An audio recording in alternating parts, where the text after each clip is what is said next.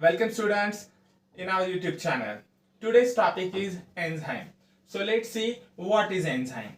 Enzymes are a biological catalyst for various biochemical reactions in a living organism which helps to maintain different body functions and regulation. Living organism में enzyme ये एक biocatalyst करके work करता है जो कि different biochemical reaction का regulation completion and उनको मेंटेन रखता है. So enzymes is a very important in living organism. For example enzyme का कहाँ पे यूज होता है, और जैसे कि बायोकेमिकल प्रोसेस में हमें पता है for the digestion of carbohydrate proteins and different molecules and absorption different important biomolecules. So ये सारे जो काम होते हैं तो ये एंजाइम्स के प्रेजेंस में होते हैं. सो एंजाइम्स का होना बहुत जरूरी होता है. सो अब एंजाइम्स जो है तो एंजाइम्स में दो इंपॉर्टेंट पार्ट्स होते हैं. So enzyme contain two important components. First one is a substrate and second one is a active site. Now see here I have written one cube-like structure called as substrate and here I have written one enzyme-like structure. तो ये substrate है और ये enzyme है, और ये जो enzyme है तो enzyme की जो ये site है यहाँ पर, so this site is called as a active site. So this is the active site of enzyme, and when this substrate is bind on active site of enzyme, then they will collectively form a one complex. So this is a substrate and this is a enzyme. So they collectively form enzyme substrate complex. और जैसे ही ये complex बन जाएगा वैसे ही chemical reaction अपना completion कर देगा. That it means the chemical reaction will complete and they form their final product. And after that हमारा जो भी chemical reaction होगा किसी भी बायोमॉलिक्यूल का या फिर डाइजेशन का या फिर एब्जॉर्प्शन का, तो वो रिएक्शन का रेट जो है वो कंप्लीटली डिपेंड करेगा कि वो रिएक्शन कौन सी है और किस तरह की है. सो फाइनली हमें प्रोडक्ट मिल जाएगा. So one thing is very important here, enzymes are very specific and substrates are also specific. Substrate भी स्पेसिफिक रहता है जो कि पर्टिकुलर स्पेसिफिक एंजाइम पर जाकर ही बाइंड करता है और कॉम्प्लेक्स बनाता है. So this is about the enzymes. Okay, so let's talk about some characteristics of enzymes. कुछ important factors है enzyme में जो हमें समझना बहुत जरूरी है, जिसमें पहला है देखो enzymes are very specific.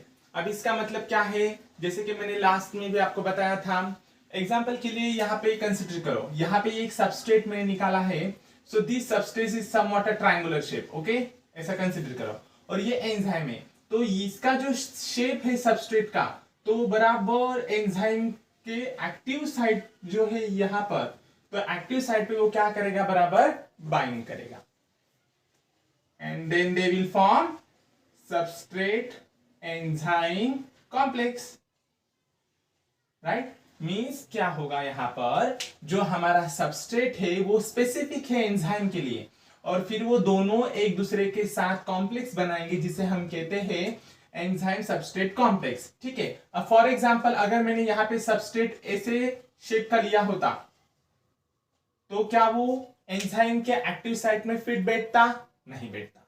ठीक है, तो फिर वहां पे एंजाइम कॉम्प्लेक्स नहीं बनता. तो ये एक डिफरेंट पार्ट है. सो हमें यहाँ पर इंपॉर्टेंट सीखना क्या है, so enzymes are very specific. अभी ये जो एंजाइम है तो एंजाइम डिफरेंट केमिकल रिएक्शन के लिए डिफरेंट एंजाइम स्पेसिफिक होते हैं, तो उसका हम एग्जांपल लास्ट में देखेंगे. So now next is a enzyme are proteinaceous and conjugated. See जो एंजाइम्स है, सभी एंजाइम्स जो होते हैं उनका नेचर एक्चुअली प्रोटीन ही होता है. मतलब सभी जो एंजाइम रहेंगे all enzymes are protein in nature, और कुछ रहेंगे कॉन्जुगेटेड. अभी कॉन्जुगेटेड का मतलब आपको समझ में आ ही गया होगा. कॉन्जुगेटेड का मीनिंग क्या है कि एक के साथ दूसरा कुछ तो एक सब फैक्टर ज्वाइंट होता है, कनेक्टेड होता है. सो सिमिलरली यहाँ पर कॉन्जुगेटेड एंजाइम के केस में क्या होगा, prosthetic group is attached with it which is called as a conjugated enzyme. Now once again enzymes are proteinaceous and conjugated means कुछ तो प्रोस्थेटिक ग्रुप रहेगा जो उसके साथ अटैच होगा एंजाइम के साथ, तो उसे कहा जाएगा conjugated enzymes. So here enzymes required organic compound and inorganic ions for their activity. अभी किसी भी एंजाइम को अगर एक्टिवेट होना है तो इसके लिए एंजाइम को क्या चाहिए, तो एंजाइम को चाहिए ऑर्गेनिक कंपाउंड चाहिए और इनऑर्गेनिक आयंस भी चाहिए. सो इसके बेसिस पर अगर हम अब नेक्स्ट देखते हैं, देखो अभी एंजाइम जो होते हैं, कुछ एंजाइम जो होते हैं वो बनते हैं, एक्ट करते हैं और बनते हैं within a cell. Means enzyme act and synthesized within a cell, so that is called as a endoenzyme. Okay, तो एंजाइम की यहाँ पे एक नई टर्म आ गई, एंडो एंजाइम है, एक्सो एंजाइम है. तो इसका पहला हमने एंडो एंजाइम देख लिया है, जिसमें देखो ऐसा कोई एंजाइम जो कि सेल के अंदर कुछ काम कर रहा है और बन रहा है, तो उस एंजाइम को कहा जाता है एंडो एंजाइम. अब इसका एग्जांपल आपको पता ही है, जैसे क्लोरोप्लास्ट है, सेल के अंदर डिफरेंट डिफरेंट एंजाइम बना सकता है. माइटोकॉन्ड्रिया है जो कि सेल के अंदर डिफरेंट एंजाइम बना सकता है.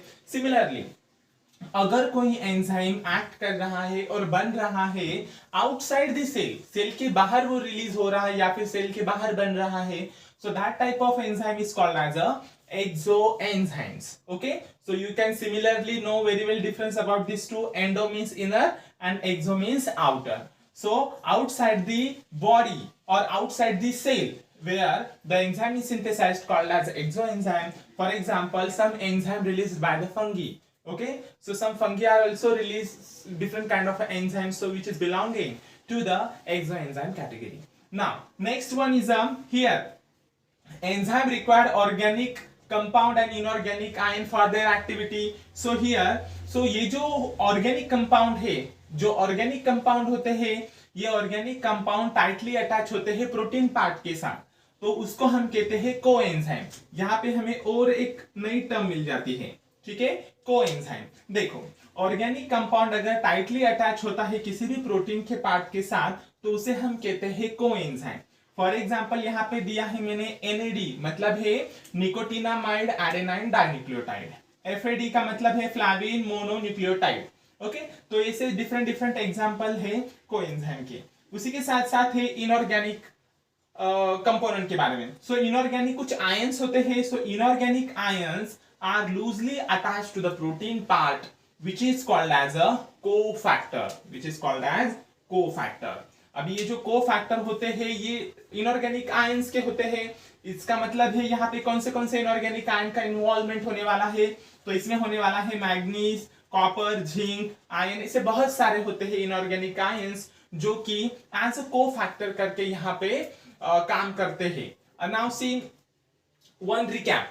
हमने एंजाइम में हमें 2-3 टर्म ऐसे मिले हैं जो कि बहुत ही इंपॉर्टेंट है. जैसे कि हमने यहाँ पे देखा है एंडो एंजाइम, उसके बाद देखा हमने एक्सो एंजाइम, उसके बाद हमने देखा है को एंजाइम और कोफैक्टर. सो ये जो बेसिक चीजें हैं एंजाइम की, ये आपको पता होनी चाहिए. और इसी के साथ साथ इसका अगर आप रिवीजन करोगे तो ये एटलीस्ट 5 to 10 मिनट्स में आपका लर्न हो जाएगा. Okay Okay, students, let's talk about some examples of enzymes. So here, हमारे बायोलॉजी के अंदर मोस्टली अगर हम देखते हैं तो शुगर्स होते हैं, प्रोटीन्स होते हैं, तो इनका ब्रेकडाउन होना बहुत जरूरी होता है. तो इनके ब्रेकडाउन के लिए हमें क्या करना पड़ेगा, एंजाइम्स का यूज करना पड़ेगा. तो हमारे बॉडी के अंदर एंजाइम्स होते हैं. अभी इसके एग्जाम्पल के लिए हम यहाँ पे लेते हैं, मैंने यहाँ पे लिया है माल्टोज, सुक्रोज, लैक्टोज, जो कि ये सारे शुगर, ये जो 3 हैं, ये तीनों शुगर डाइसैकेराइड है. डाइसैकेराइड का मतलब होता है 2 मोनोसैकेराइड से जो कंपाउंड बनता है उसे कहते हैं disaccharide. So similarly maltose is made up from glucose and glucose, means 2 unit of glucose collectively form a disaccharide called as maltose. Similar case with the sucrose. Sucrose made up of glucose and fructose. Okay, same case with the lactose. Lactose जो होता है it is made from glucose and galactose. So here maltose का conversion ये disaccharide मतलब complex form है, और ये जो है glucose and glucose, so these are the monosaccharide means a simple form. तो कॉम्प्लेक्स फॉर्म से सिंपल फॉर्म में अगर कंपाउंड को करना होगा तो उसके लिए एंजाइम्स का यूज होना इंपॉर्टेंट है। तो यहां पर एंजाइम यूज होगा, तो यहां पर जो एंजाइम यूज होगा उसका नाम है माल्टेज। सो माल्टेज एंजाइम यहां पर यूज होगा और माल्टोज का कन्वर्जन ग्लूकोज एंड ग्लूकोज मतलब 2 यूनिट ऑफ ग्लूकोज में हो जाएगा। Similar case with sucrose. अभी सुक्रोज का अगर कन्वर्जन करना है तो हमें क्या करना पड़ेगा, हमें यहाँ पे एंजाइम यूज करना पड़ेगा जिसका नाम है सुक्रेज। ठीक है, उसी के हिसाब से है लैक्टोज। अभी लैक्टोज का अगर हमें सिंपल फॉर्म में कन्वर्जन करना है तो यहाँ पे हमारा एंजाइम यूज होगा lactase. So this is about the carbohydrate. अभी फोर्थ नंबर का जो है ये न्यूक्लिक एसिड का एग्जांपल है। तो इसके लिए मैंने यहाँ पे क्या किया है, तो न्यूक्लिक एसिड जो होते हैं ये न्यूक्लियोटाइड से बनते हैं। तो न्यूक्लिक एसिड का कन्वर्जन अगर न्यूक्लियोटाइड में करना है तो यहाँ पे एंजाइम लगेगा जिसका नाम है न्यूक्लियेज। ओके, तो यहां पर मैंने एक चीज को रखा था तो वो है एंजाइम का प्रीफिक्स। तो एंजाइम जो है, तो जो भी सारे एंजाइम्स जो होते हैं तो एंजाइम्स के लिए हम प्रीफिक्स क्या यूज करते हैं, ASE, यानी कि लास्ट में ASE आएगा। कोई भी एंजाइम रहेगा तो एंजाइम के लास्ट में ASE लगेगा। सो फॉर एग्जांपल यहाँ पे अभी आपको एग्जांपल है maltase, sucrase, lactase and nuclease. So इसी के लिए मैंने ये चीज यहाँ पे रखी थी आपको डायरेक्ट बताने के लिए कि एंजाइम्स को अगर आइडेंटिफाई करना है, देखना है कि कहां पर है एंजाइम्स, तो इसके लिए हम क्या कर सकते हैं, इसके लिए हम देख सकते हैं एंजाइम के लास्ट 3 डिजिट, लास्ट 3 वर्ड्स वो जो है उसमें हम अगर हमने ASE लगा हुआ होता है so it is a clear indication that it is a enzymes. So question of the day, अब आपको बताना है कि एक ऐसा एंजाइम है जो कि सेल के अंदर बन चुका है, तो बताओ ऐसे एंजाइम को क्या कहेंगे। तो इसका आंसर कमेंट बॉक्स में मुझे कमेंट करके बताइए। अगर आपको ये वीडियो अच्छा लगा हो then like it, subscribe it and share it. Thank you very much, see you in next video.